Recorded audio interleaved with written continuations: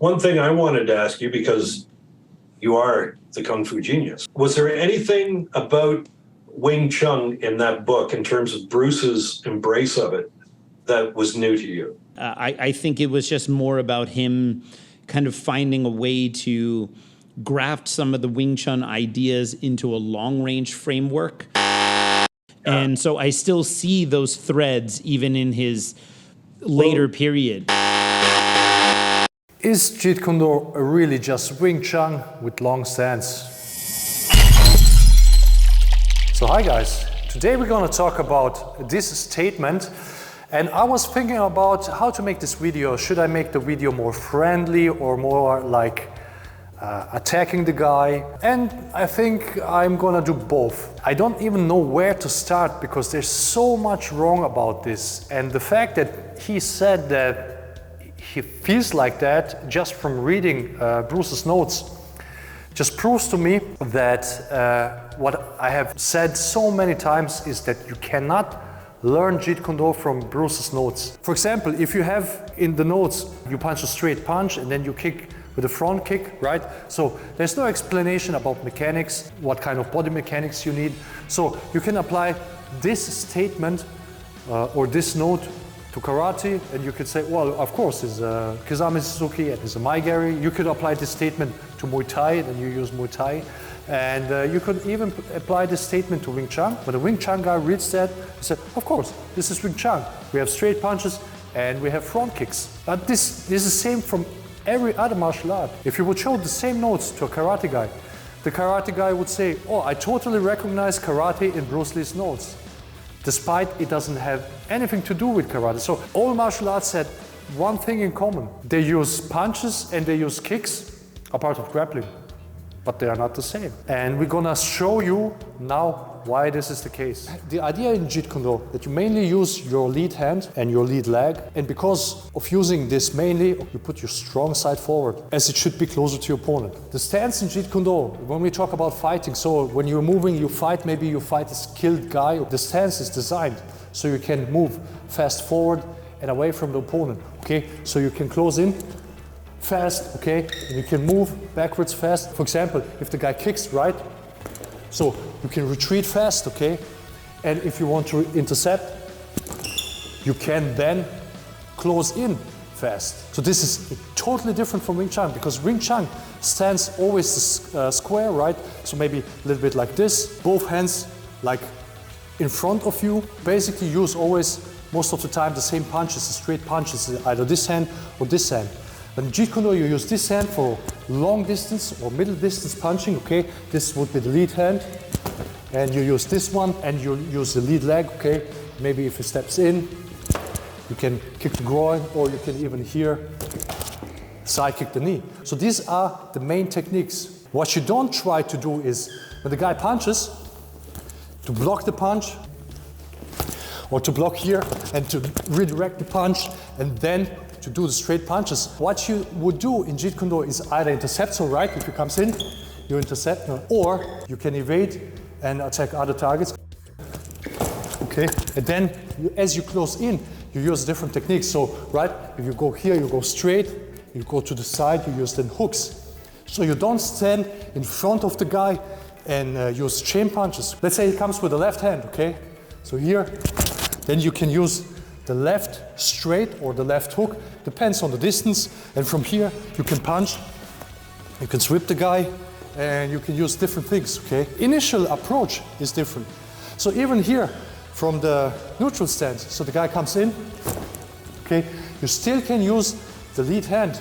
You use it from here and not from here. What you don't do is try to block the hand. You will rather, if he comes, move, okay, and counter at the same time. For example, here, you can, if you want to intercept, and you have this hand for cover, okay, and you can go here, you can move and counter, you can even go back and counter that, and you can even close in.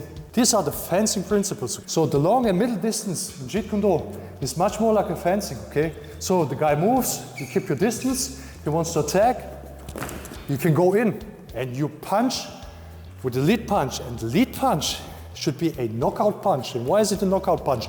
Because the whole body, the hand, the rotation, the leg, and the movement forward adds to the power. The idea is not to stand square, right? And you punch mostly just with the hand. You punch with the arm, you step in, and you move the hip in, okay? So the punch would be more like this, where you will go here, and you punch through the opponent, and you can go to the chin, you can go to the throat, and you don't need as many punches. So when you're like this, and he comes in, right? And you punch, so when he comes in, so all the movement, and you step in, and you step into the target. So this is also the difference between, this kind of sport jab, where the jab actually prepares for a second powerful attack. This is very powerful punch, so don't underestimate it. If you do it right, this punch goes, the hand goes, okay, the hip goes, okay, the step goes. And all this, right, adds to the power. And when you accelerate the hand, then you snap and you punch the guy. Alone the principle and the mechanical application of the straight lead is so much different from the Wing Chun technique or from Wing Chun punch, where you stand square and there's very little body involved. And in Jeet Kune Do you're definitely more mobile. So the other thing is, if you come closer in Jeet Kune Do, so let's say the guy punches, okay? And in Wing Chun you would block, maybe, and punch like this half straight punch, right? Because for the straight punch, this distance is far too close. So in this distance in Jeet Kune Do, right? The same idea in Jeet Kune Do. If you don't evade, you didn't see it early enough, so if you get punched, you can block here, and now you would use a hook, okay? So you would go here, maybe here. The other idea is he comes, okay, he punches, you go here, and you can use the hook. So in the close distance, you would use more hooks, okay, when we talk about punches. Now forget about finger jabs. Finger jabs you can use in this distance as well. You can use from here finger jabs, okay? You can use finger jabs here as well. But when we are punching, okay, then you would use hooks. If you go down, comes again, then you can also use body shots. Whereas in Wing Chun body shots, I don't know, man. From this structure, punching to the body, right? So this is weak. If you want to punch strong to the body, you have to go down to the level of the body and then you punch to the body, or you use shovel hooks. These are the techniques of JKD, which, as we all know, obviously they come from boxing. We just use more footwork, more old school boxing footwork. Let's say he punches here and you counter here, okay? Now you can go, you can move, you can move, you can move. As you can see, I move my legs as I punch, okay? Maybe he punches from here, I move here, okay? Then you can punch him here, now you can grab him, and you can pull him to the ground, okay? So just using hands in this case. If you're using legs in Jeet Kune Do, same idea, okay? You punch, you kick, okay? You intercept, you can kick here, you can kick here. Maybe he punches right, so with the lead hand, you can step back, you can even kick to the ribs, he is exposed. And Jeet Kune Do kick is different, right? So you kick also here with the body. Now imagine, right? You're here, and the guy steps in, and you kick into the body, right? So with full force, so you swing in, and you turn the hip into the target. This should also be one-shot kill. You don't need countless chain punches. So you want to knock out guy, even if you're going with the left, right? So you punch with full force, okay? So you go here, you step in, and maybe you need a hook. You come here, and you come back with the hook, okay? So you go here and you step back with the hook, okay? Imagine you go here and you step back with the hook. So the idea of these punches is to knock out the guy. So you land one punch, it should be over. And this is the idea of Jeet Kune Do, okay? And being mobile all the time. The guy wants to punch you, okay? You intercept him, he wants to kick you. You intercept him, he wants to kick you. You can go back, you can intercept here, go here, and again, okay? You don't go always the same technique, so it depends on the distance. You can use the left, you can use this hook, you can use even this hook, this hook, this hook, straight here, corkscrew. And now tell me, how is this Wing Chun in just long stance, okay? So guys, don't always believe what somebody said, especially if he's biased.